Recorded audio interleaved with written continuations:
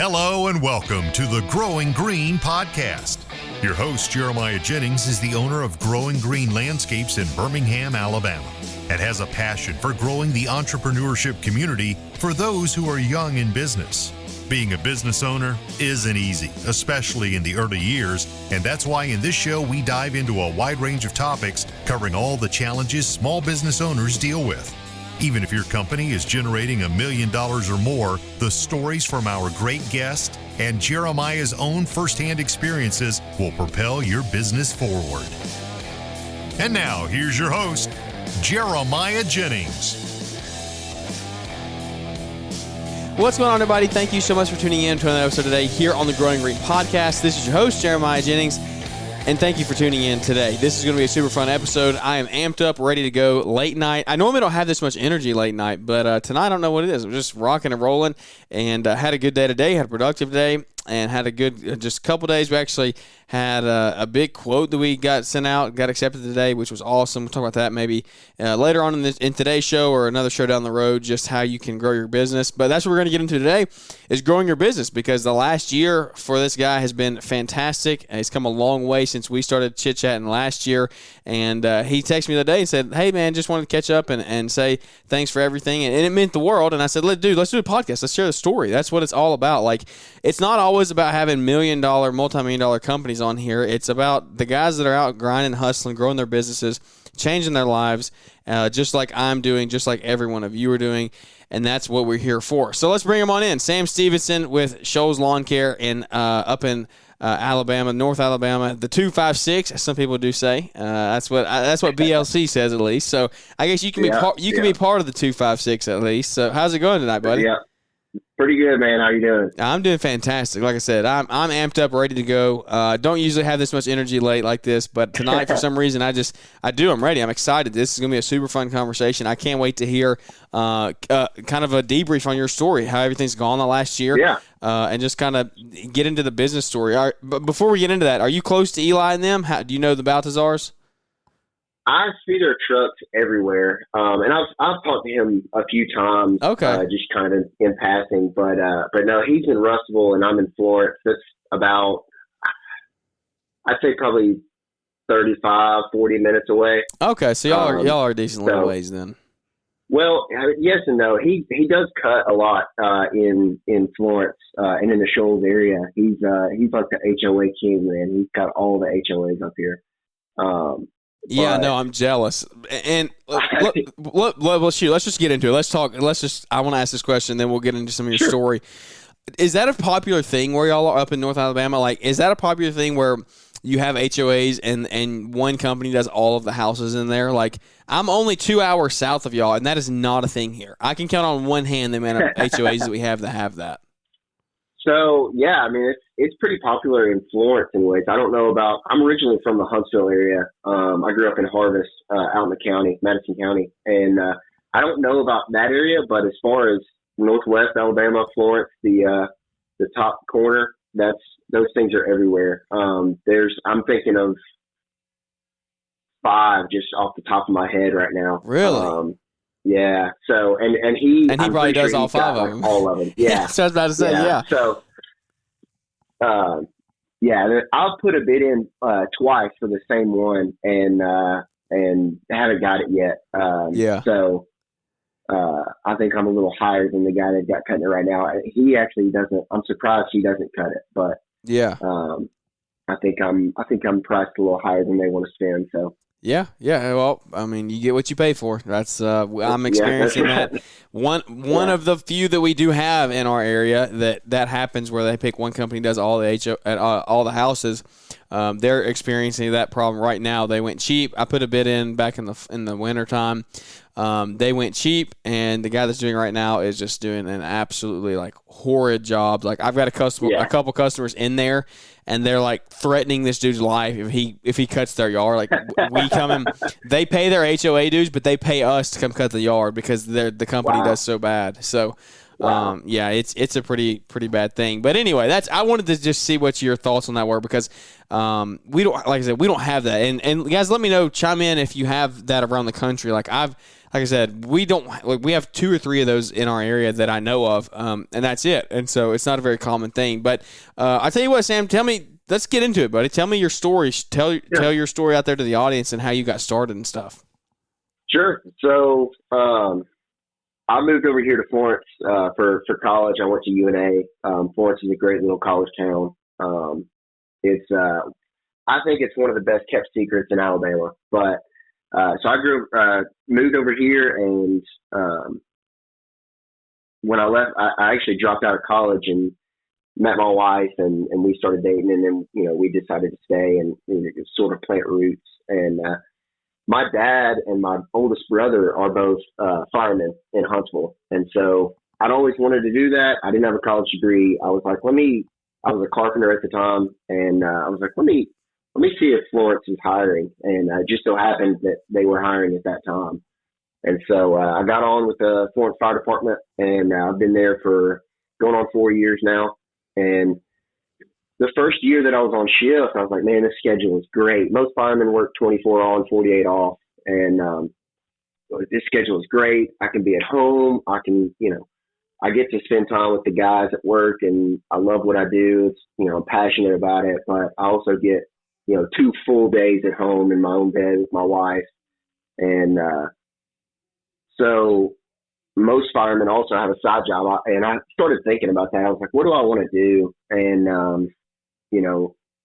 my dad was a plumber on the side, and I didn't have any of the certifications to do that. And I had left the Carpenters Union. And so all of my certifications from that had dropped off. So I was like, you know what? I enjoy cutting grass. I enjoy being outside. I'll just see if I can't start up a lawn care business.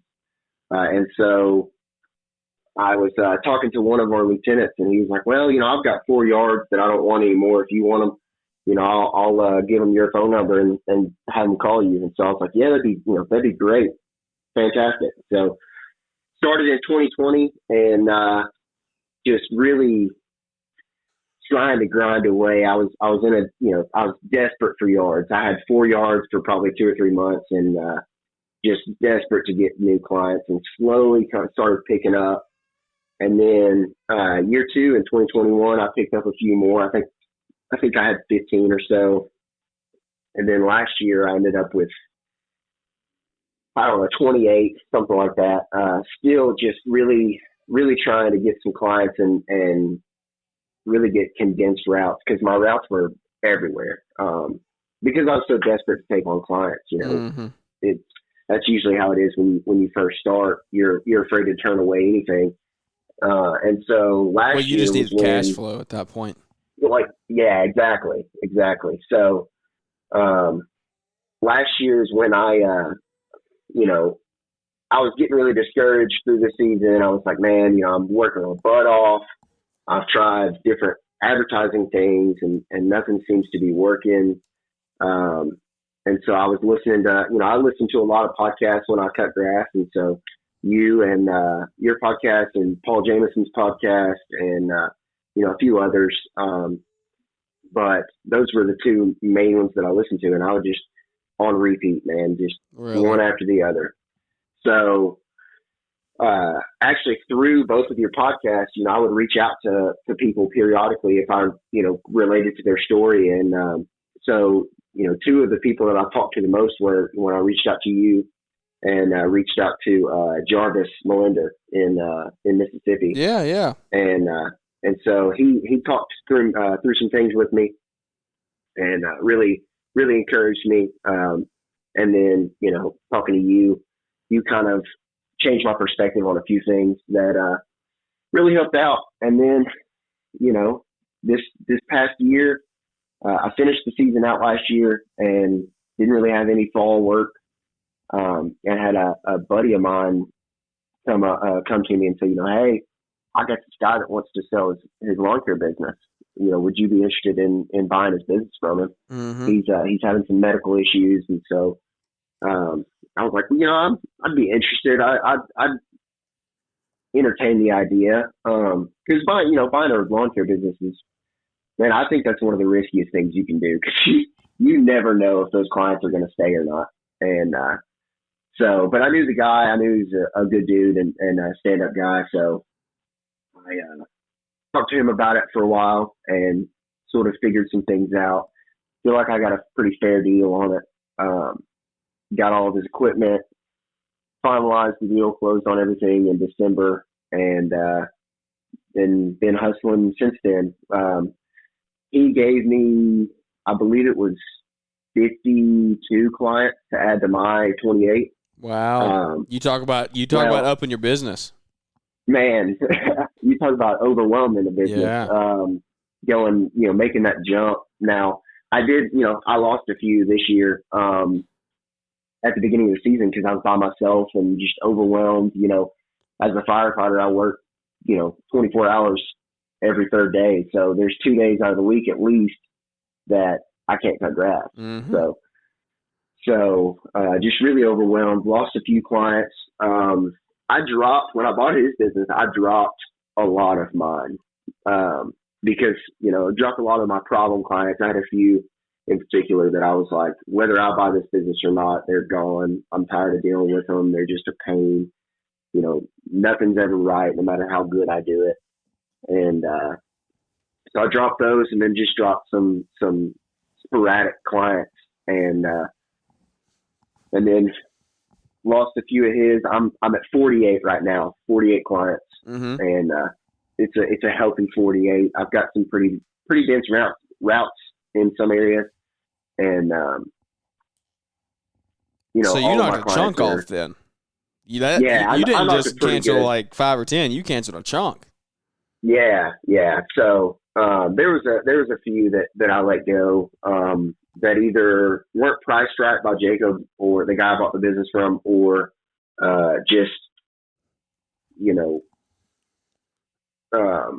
didn't make sense. Just weren't good fits. Yeah. Yeah. So 100%. So knocked a chunk off, but kept a healthy 48. And so just been grinding away, trying to get some more clients. Right now, I've got some employees. I took on 3 employees so far, and working on maybe getting another one, depending on if a quote that I just put in, a bid that I just put in goes through or not. So if it that's does, exciting. I'll hire another one. Yeah, man, that's exciting. We were talking about that. I'm happy for you. That's. Yeah. That's when you want to land. Oh, for sure. It's and for those listening, it's an apartment complex or a set of apartment complexes. They're both owned. They're 2 different sites, but they're both owned by the same management company. And the leasing agent called me and she was like, "I'm having terrible luck with the company that's doing it now. They're not doing what they're supposed to, sort of what we were talking about a minute ago with that HOA." Yeah. And she was like, I've just had enough. And, I think I really sold her on me. Like she's even said, like, I'm not taking any more bids. You're the one that I want to go with. So I'm going to try to convince them to go with your price. I know it's a lot more than what they're charging, but you get what you pay for. And so, I'm excited. I'm hoping that it works out. Cause it was hard when I put the bid in. It was hard for me to wrap my head around somebody paying that much money in lawn care. It's $1,100 per cut at these places. So cost of doing business. Absolutely. And of course, that's like less than 10% of their monthly income. Yep. So. No, that's awesome, dude. That's exciting. It's encouraging. Are you doing any landscape jobs or anything like that, or are you just strictly mowing grass? I've done a few. Man, I try to stick with the cutting grass, at least for now. Hey, do it good and be profitable at it. There's nothing wrong with that. Sure. And, well, I don't have the time to do it right now because, I'm still cutting grass. I've got one guy that's a firefighter that works for me. He's one of my coworkers at the fire department. And so he's on a different shift. So he cuts on days that I'm at the station. So like tomorrow, I go into work at 7. I'll haul my truck and trailer to the station, and he'll meet me over there in the morning as he gets off of work. And go cut grass for me and then bring my trailer back that night. And I'll Dang, wake does up he from the sleep? station and go cut grass. Does he sleep before? I guess y'all don't have to stay up the whole time. But like, does he go home and sleep if you don't, like, if you get a call and you're up all night, will he go sleep first? Honestly, we haven't run into that. Really? I would probably let him. I'd probably let him. I'm not going to be too strict on that, just because adding him, man, having him work the days that I'm on shift changes everything. That lightened everything up. So like this week, today I didn't cut any yards because I didn't have to, and then the rest of the week, the most yards we have in one day is 9. And so I think tomorrow he's got 5 or 6 on the schedule. So it totally lightened the load for everybody. And so, that's a huge help. So when you say, I got to ask the question everybody's thinking here. When you say you have 3 guys with 48 lawns, is that, and now are those full-time guys? Are you running some of them just like on your heavy days that you're doing? Like, what does that look like? Because that doesn't, to the average person that's just sitting here without an explanation, they're like, why on earth would you have 3 other employees for 48 yards? Yeah. I'm with you. No. So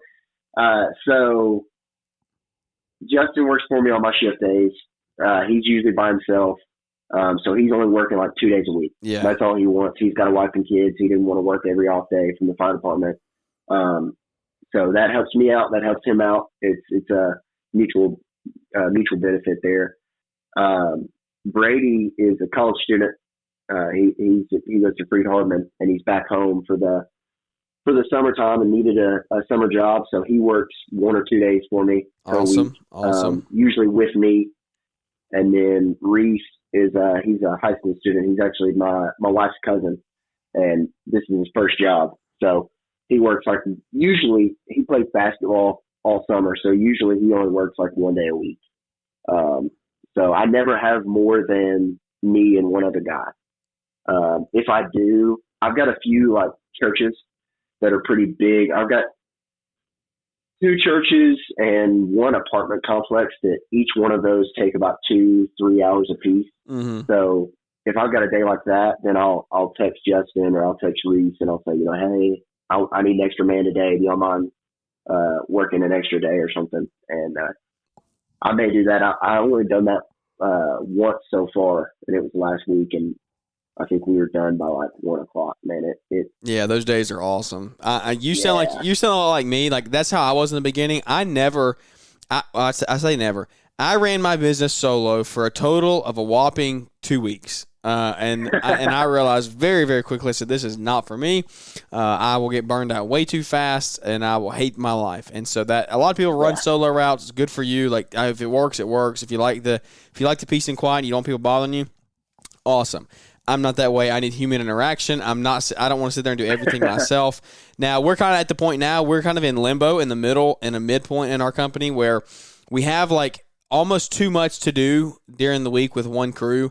But not enough to justify a second crew. So we've been splitting a little bit, and I'll go mow some by myself and let the guys go out and mow some together. And so I'll go do some smaller stuff. So I do still get out and do it by myself a little bit. But I never wanted to run my company solo. And so in doing that, sounds like you appreciate your time and a little bit of saving a little bit of energy for just paying a little bit in labor. Does that sound about right? Yeah. I mean, I'm not as worried about that necessarily. I do, I've got 2 kids. I've got a 3-year-old and a 10-month-old. And so 10-month-old, that's close to me. Yeah. She was born last July. She'll be 1 in July. Wow. So, I love when my kids are my best friend. Like I love my kids so much, and spending time with them, of course, like any good dad does.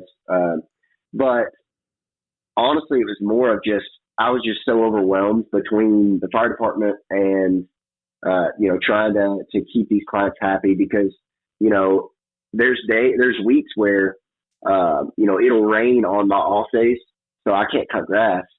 And then when I go into work the next day, it'll be sunny all day long and dry. And, I'll have customers texting me like, hey, you going to come cut my grass today? It's not raining. And I'm like, I can. I'm stuck for 24 hours. So I've had that bite me in the butt several times where like it would rain 2 days on my off days, be dry on my shift day, and I think, okay, I'll catch up the next 2 days and just work till dark and catch up. And then the next 2 days it rains again. Mm-hmm. And so just the stress of that, having to manage that has really is really what pushed me to hire some folks to help me. And then just, it's such a grind, man, when you're doing it solo and you're trying to build something. I don't want to have some $10 million business or anything, but I want to grow. I want to make a good living. The whole point of me starting the business was so my wife could stay home with our kids. So, I'm almost there now, but I've got to, make up her salary. She's an RN at the hospital here. Yeah. And so, I've got to make at least as much as she does to justify her being able to stay home. So when you're doing that solo, it's just, it's such a grind. And there were days where I would get done, but I'd be so mentally, physically exhausted that I'm like, man, is this even worth it? It's so cool that, and I'm so happy that you realized that early on in your company. You didn't get 5 years in and realize like you missed 5 years of your family's life because you were trying to work so hard. And sure. Everybody has a season in life where you got to put your head down, you got to go to work. But at the same time, realize like, hey, that effort that you're putting in and the depression or just the sadness of not getting to be with your family, the times you miss out on, like it's not really worth the extra $200 or whatever you would spend on having a guy help you for a day and double your time getting stuff done. Like it's just when you're at that stage in business, going from solo to that second guy is so huge and so crucial, and everybody needs to take that into consideration. Make sure you're doing it profitably, but to me, and it sounds like to you as well, like it's worth taking a little bit of a hit in your bottom number to make sure you have your sanity in your life. Yeah, for sure. And let me tell you, I think for anybody listening that is having trouble finding employees, I know that's a very daunting task. Man, if you're close to a municipality, go to the fire department, because those are guys that they want to have a job on their off days usually, and they don't need benefits. They don't need health insurance, dental insurance. It's actually not a bad idea. 401k plans. Yeah. I mean, I've never thought about doing that. Because that's always covered by their fire department. They've got all that stuff covered. They just want, bass fishing money, stuff like that. Yeah.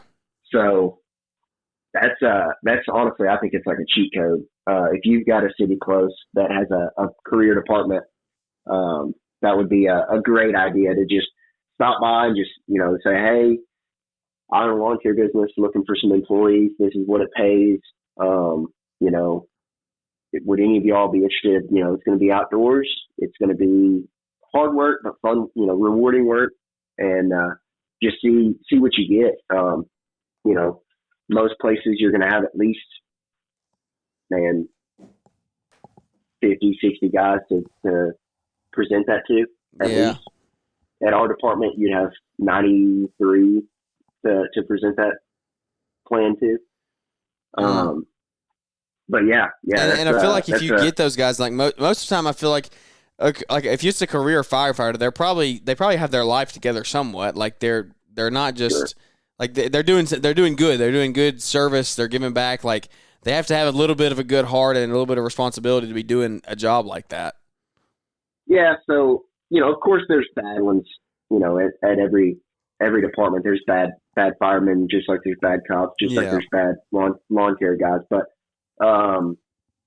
for the most part, like the way the culture is in the fire department is in the fire service is just different. Like there's something that we say to a lot of our rookies that is, once you get on shift, you're somebody, and that doesn't mean what you initially think it means. It's not like you're not a nobody. You actually mean something. That's not what it means at all. It means hey, somebody needs to take this trash out. Well, you're somebody, so go do it. Yeah. Or, hey, somebody needs to mop the floor. It's dirty. Well, you're somebody. Go grab a mop. And so it's sort of a team effort in that way, and that you're sort of brainwashed into that, to where if I've got Justin working for me and I say, hey, I need somebody to grab a weed eater, and we missed a spot back there, he's not going to wait around and wait for me to say, Justin, go grab a weed. He's going to be like, okay, I'll take care of it. That kind of thing. That's worth its weight in gold too. Absolutely. And I would say, probably 80-85% of fire departments are that way as far as firefighters on shift. And that translates, I've noticed that it translates into not only just your daily life, but other work as well.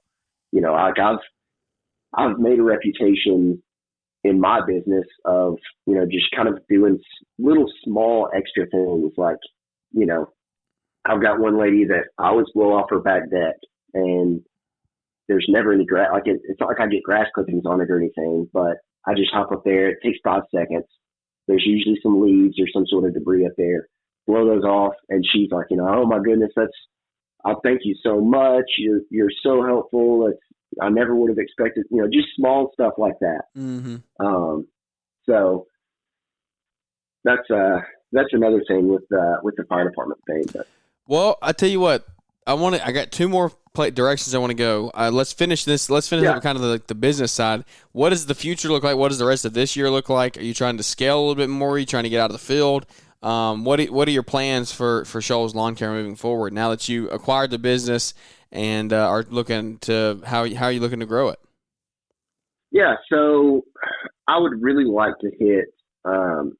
Hopefully, if I get this bid that I just put in those apartment complexes, that'll put me over 100,000 this year. Mm-hmm. Right now, I'm projected at like 85 or something like that. So I'm really, really hoping that I get that. I would love to hit 100,000. That was my goal. Last year, at the beginning of the season, I told my wife, I was like, I want 3 to 5 years, I want to hit 200,000. So if I can hit 100,000 this year, and with constant growth, good constant growth, I'm really confident in the direction that the business is going to go. I don't want to grow huge. Like I said, I don't want to be some huge multi-million-dollar thing. I like the idea of that partially, but then I also think like, man, that's so much of a headache with everything else that I have going on in my life, that I don't know that it would be worth it. So I'm thinking I want to stick around the 250 a year mark. Mm-hmm. Make a good income from it, be able to have some financial freedom for my family, and have some good guys working for me, and just kind of hang out there. Good healthy business for this area. I think there's only like one multi-million-dollar lawn care business, and they're huge, man. They are massive. It's Coldwater Landscapes. They do a lot of business. They do squirt and fert and hardscapes and just everything, anything and everything. Mm-hmm. So I don't want to get anywhere like that, anywhere close to that. If I had this apartment complex, I'll probably hang out there for a while, kind of get the feel of everything and figure out a schedule, because those will probably take me, both of those together will probably take me one day with a 4-man crew at that point, because they're pretty big. I think they're like 7 acres apiece of total area. Yeah. And just a lot of weed eating, so much edging, because that's the reason she called me. She was like, their weed eating is terrible. They don't edge. They don't trim the hedges and that kind of thing. She was like, so that's good. So the pain points. You know what you can really shine at. Oh, for sure. And for sure. So I really sold her on all of those extra things. That is just, to me, that's like a normal lawn care. I do that every place I go. Yeah, that's part of service. Yeah, absolutely. So, it was a selling point, but it's not anything extra that I have to do. So, but the weed eating on there is on both of those places is ridiculous. So, are they flat for the most part?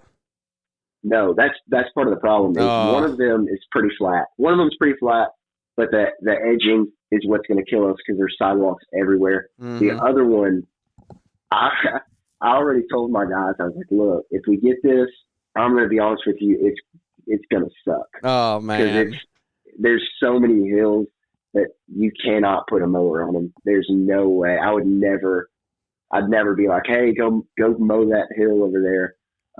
I need a picture. I need a picture of these hills to see how steep they are. I might let you contract me to come out there and mow them. I'll get on some pretty steep hills now. So okay, I will too. Don't get me wrong.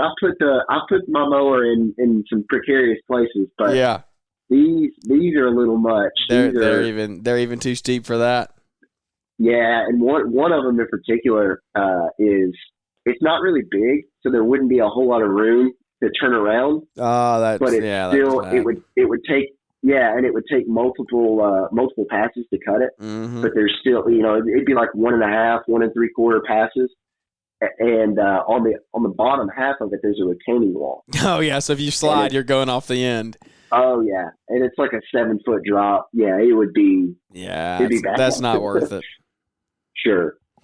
So, but I mean, I do have a stand on, so I can get on some pretty steep hills. But what equipment are you running? So I've got mostly Skags. I've got 2 Skags, and I say mostly. I guess I've got half and half. I've got 2 Skags and 2 walkers.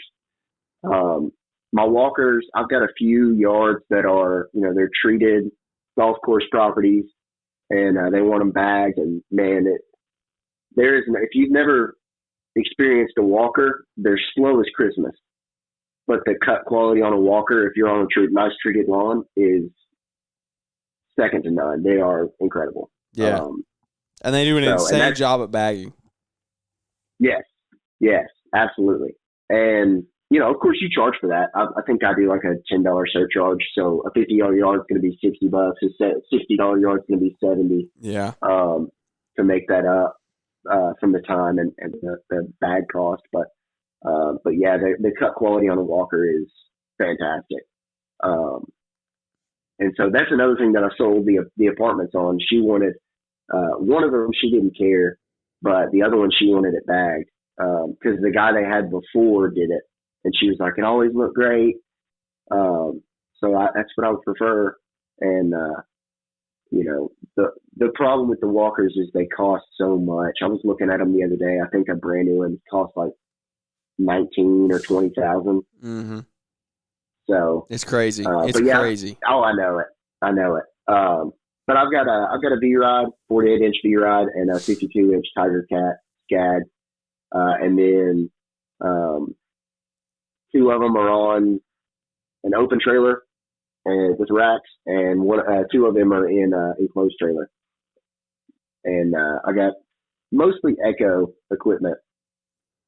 Honestly, man, with string trimmers, like equipment was a really big bugaboo, and I know me and you talked about that several times last year, where I was just stressing over equipment. Yeah. I think I started with like a residential lawnmower and a Craftsman blower and a Craftsman weed eater, and so I was just stressing like this isn't doing a good enough job. And you and Jarvis both kind of calmed me down on that front, but with weed eaters, man, especially I just go to Home Depot and I buy the cheap, like whatever they 225s or whatever. Yep. I mean, cost me a couple $100, and then if they tear up, if they last me one season, I'll spend a couple $100 a season and be fine instead of spending, I think I was quoted like $430 on a steel, and I was like, there's no way. Yeah, it'll last me a long time, but I'd rather just spend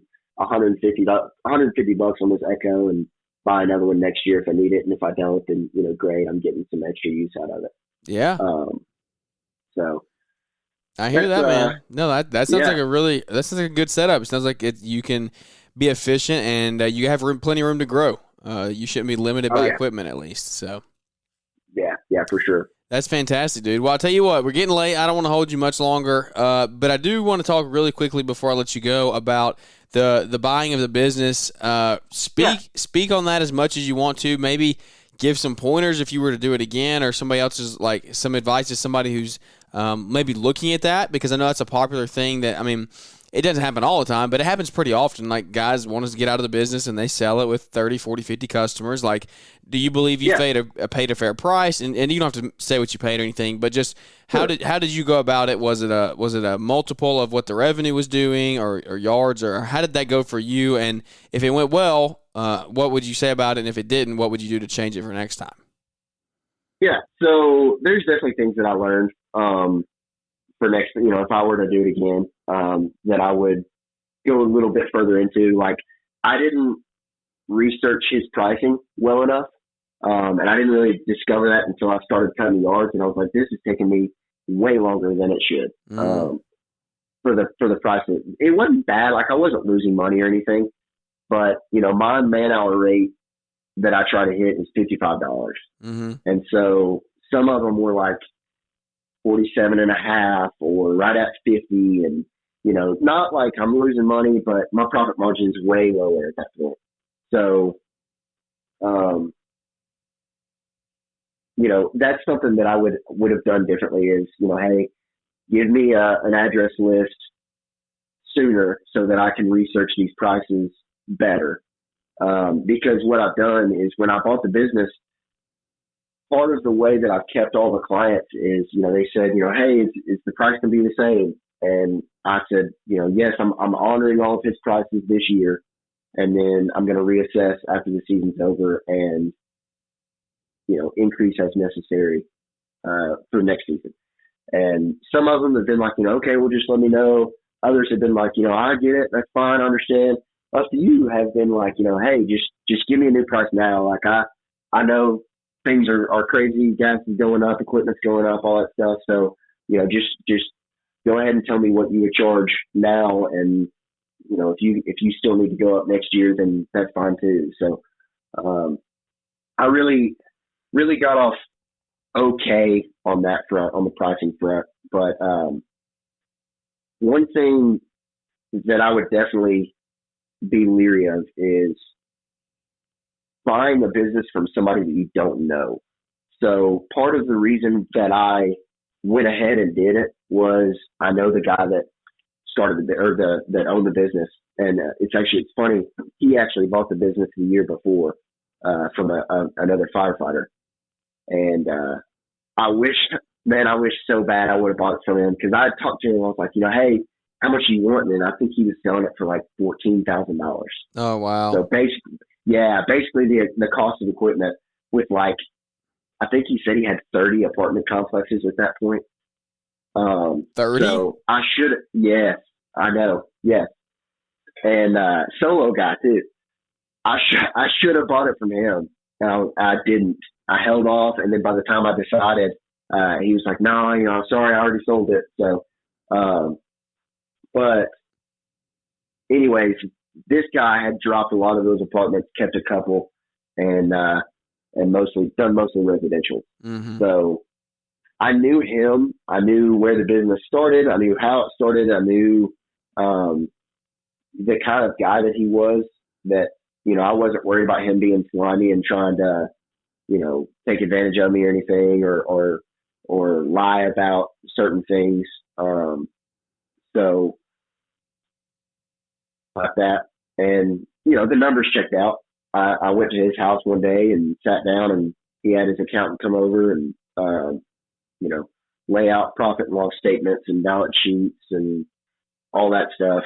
And, honestly, man, I think I came out really, really well in that deal. I think